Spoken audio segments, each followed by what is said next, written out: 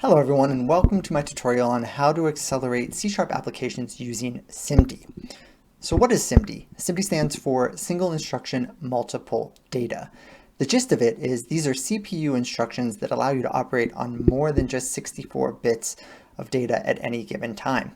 So for example, the way you think of a traditional CPU, you take 64 bits representing, say, a double, and you take another 64 bits representing a double. You load them each into registers. The CPU runs a operation over these two registers, kicking out a result of, say, the multiplication of the two of them. Now, for SIMD, this allows you to load more than just 64 bits of data. You can load 128, 256, and there's even some new ones in Intel that run 512.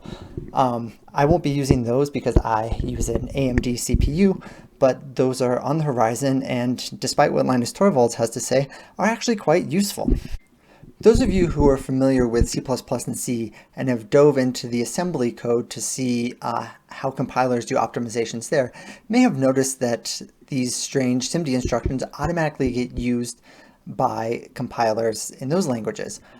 Unfortunately, C# is not quite there yet, and so if you ever want to use SIMD, you have to explicitly tell the Microsoft's compilers to use it.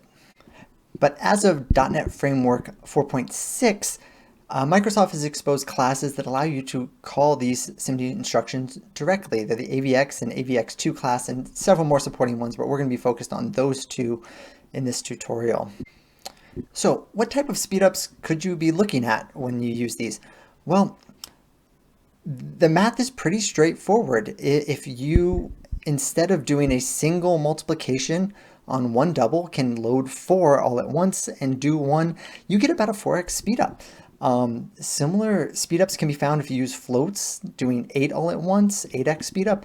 And even if you do it on shorts, loading 16 shorts and doing those all at once, you can start seeing upwards of 16x speedup to loops that do these operations.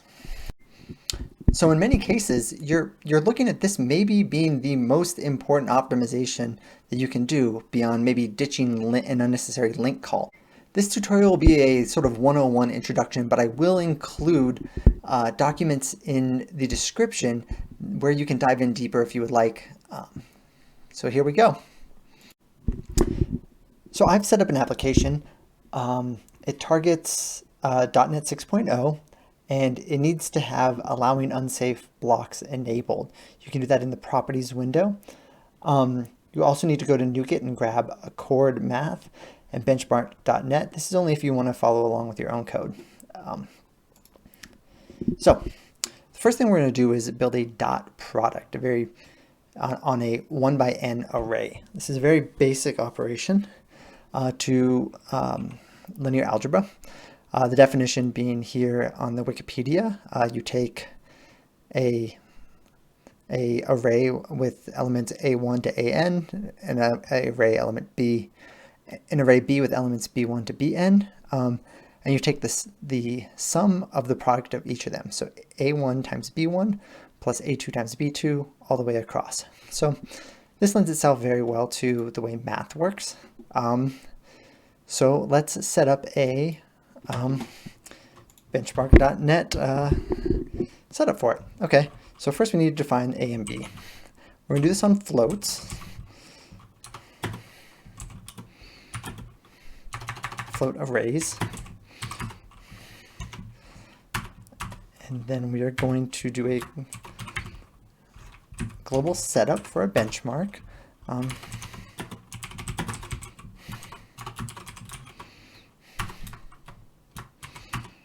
We're going to define the size of these arrays, and I'm going to do it as 1024, fairly large, so we can see these 8x speedup really evident. Create floats arrays, or instantiate these in the setup so we don't confuse the speedup of the CPUs with the creation of these objects. I really love this new AI IntelliSense. And And then just, load these with whatever numbers you really want. What they are doesn't really affect multiplication time. Let's do I divided by 5.0.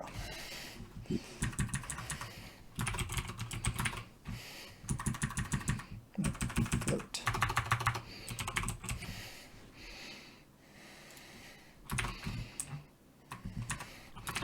Great. So let's set up the first benchmark, the naive DotProduct.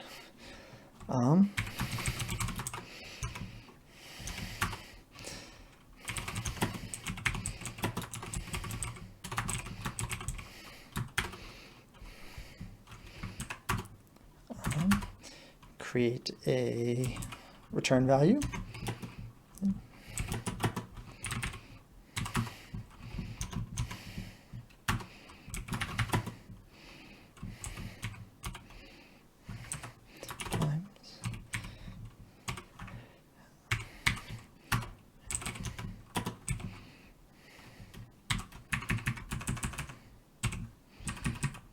Great.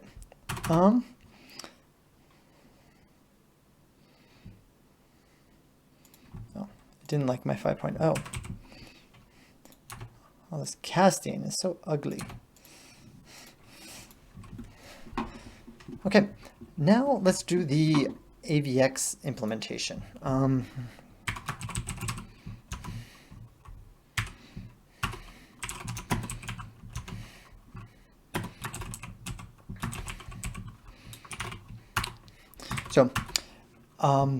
This accumulator number, this R that we used in naive dot, instead of wanting to track the value of a single number R, we're actually going to want to track all 8 in an object that wraps around 8 floats. So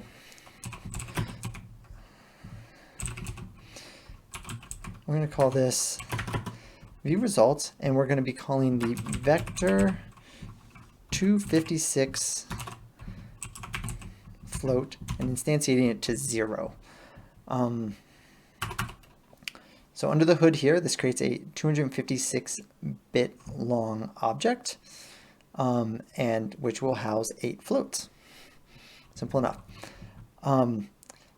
So all these operations are pretty low level. They do not like operating on these high level types that C# has. So you actually need to pass a pointer to the head of these arrays. To do that in C#, you want to call fixed on them.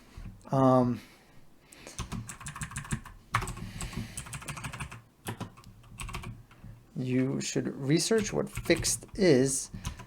The gist is, if you're ever going to do, why is tabbing doing that?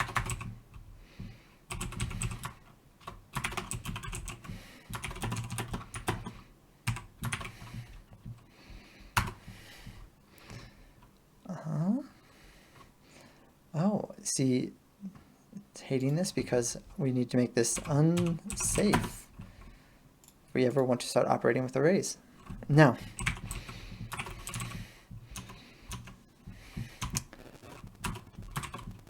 tab open this for, but this is not how you want fors to operate. So remember, we are going to be looping over all these numbers in series of 8.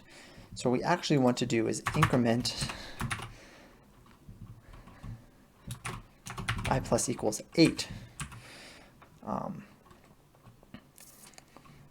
So let's load these up into the AVX accessible type. So I'm going to load vector 256, and you just want to hand it the pointer plus the pointer's offset, which is also a pointer to the exact section of the array we're concerned with. I'm going to do this again for B, YY, and BB. And then we want to multiply these two together.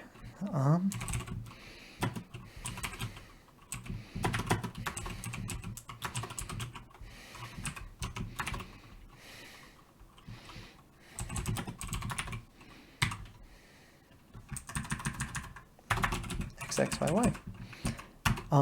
Then since this is an accumulator, we want to take, so let's get back here. So this is now represents 8 floats that were multiplied across by each of AI, BI, AI plus 1, BI plus 1. So now we want to add each one of those to the view result. So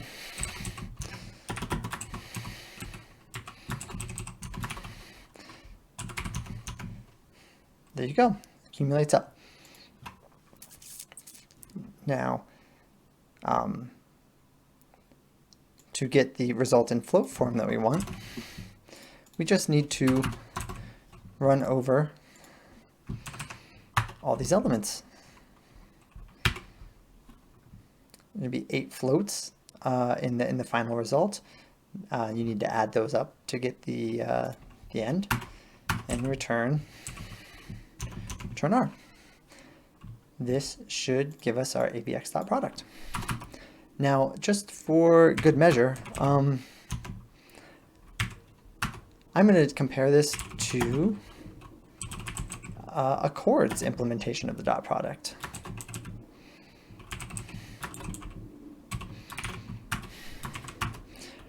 Nice and simple, return A dot B. Certainly give them credit for simplicity versus the dot product. All right, so let's see how this performs. Release, run.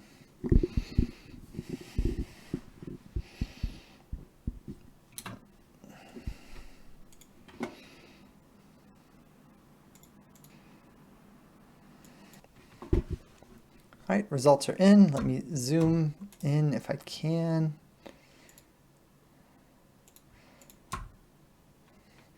There we go.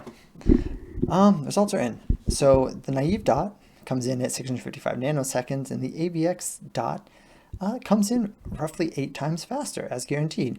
I wanted to do the Accord just to show that, well, you know, we oftentimes call Accord, we call math.net, and we assume we're getting optimized libraries. I think there are ways you can, at least for math.net, you can say hook in Intel's math kernel library and have them do the heavy lifting, which will get you actually answers much faster than AVX dot. But the naive implementations within Accord and MathNet will, you know, vastly underperform. If you were looking to have a you know, optimized application, you're talking about a 20x speed up going from Accord to these AVX, and that's nothing to sneeze at. All right, another thing you might want to do is just figure out the sum of your array. We're going to do this instead on shorts to then see you know, how much more of a speed up we can get if we use an even smaller piece of data than a float. So let's create a short array, and let's give this a size 256, not 256, 2048.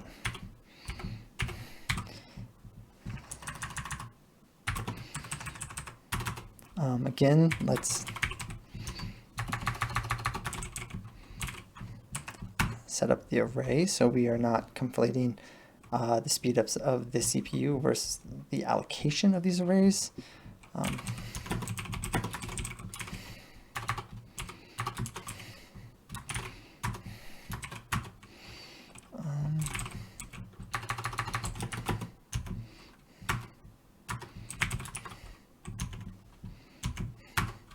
And let's just say AI equals I. I'm going to cast it to a short though. Let's mod this 2 to keep it, you know, sane, though shorts are well under 2048. Let's mod it to 32. Great. So we'll do a naive implementation again. Benchmark against.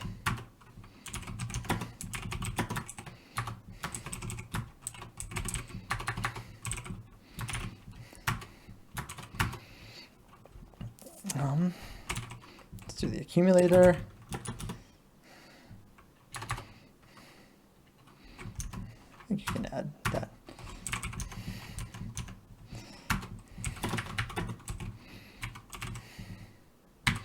Without casting, you can. This is not void. We want to return the integer. Cool. Now let's do the AVX equivalent.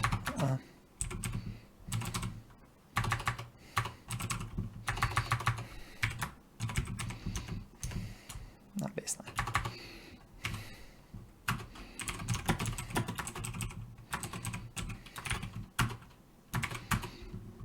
Again, much like with the DotProduct accumulator, we want to have an accumulator that isn't an integer, but instead is a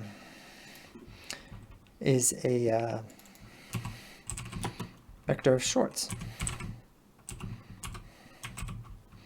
or specifically an AVX friendly vector of shorts.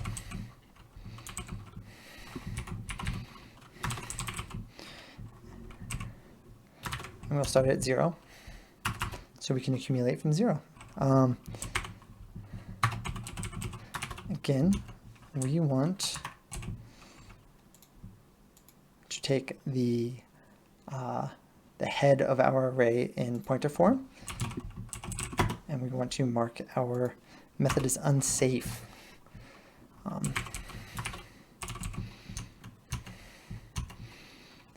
And since shorts are, there will be 16 shorts in 256 bits, we are going to increment by 16 instead of 8. There is a function that helps out with this.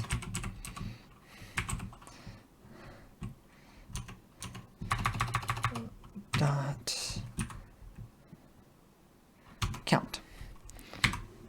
So if instead of wanting to remember this, or to be a little bit safer, you can actually increment with the actual count that returns from this function. Whatever floats your boat. Let's load the proper A.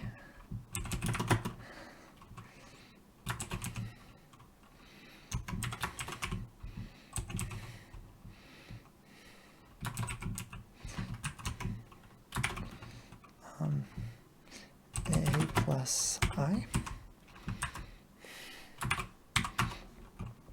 and then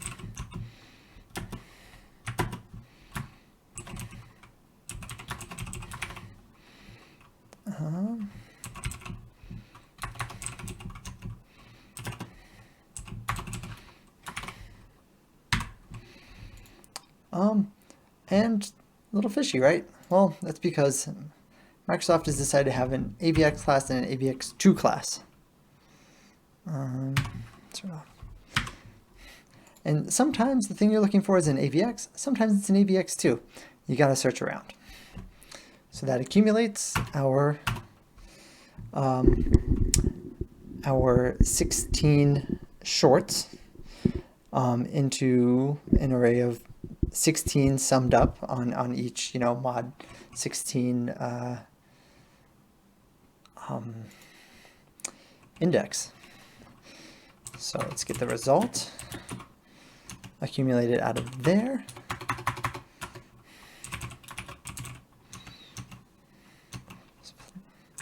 We don't want I to go all the way, and we want to go to the inc number that we had, because there's now 16 sitting in here.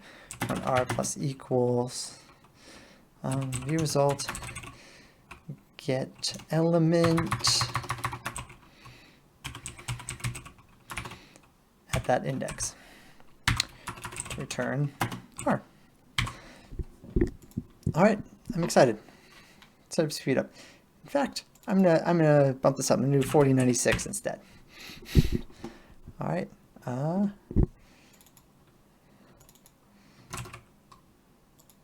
Let's run the benchmark.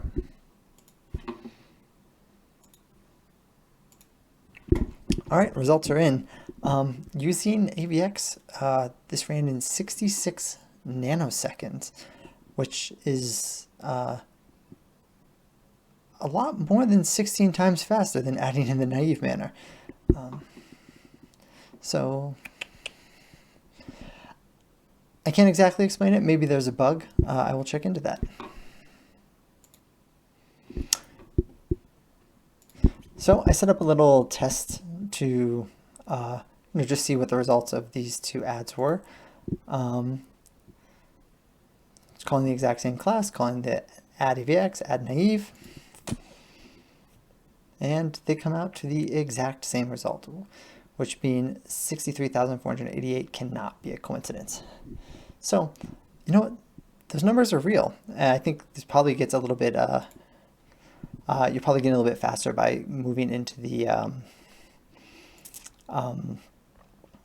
into unsafe code as opposed to the managed arrays. For each one of these, there's some bounds checking that C# does under the hood too as well. And so we avoid that in unsafe and operating on the raw pointers. But, as you saw, that was, I'm forgetting now, significant, more than 16x speed up. So as you can see, using AVX is pretty low hanging fruit. Writing a method like this, yes, it's a lot more effort than, say, calling accords A dot B, but you really get the results in the end, and it's not that much work. If shaving off 10x amount of time is important to you, and all you need to do is create a new DotProduct. It's here and it's wonderful, and you will get delightful results. Well, if you have any questions, drop them in the comments. Have a good one.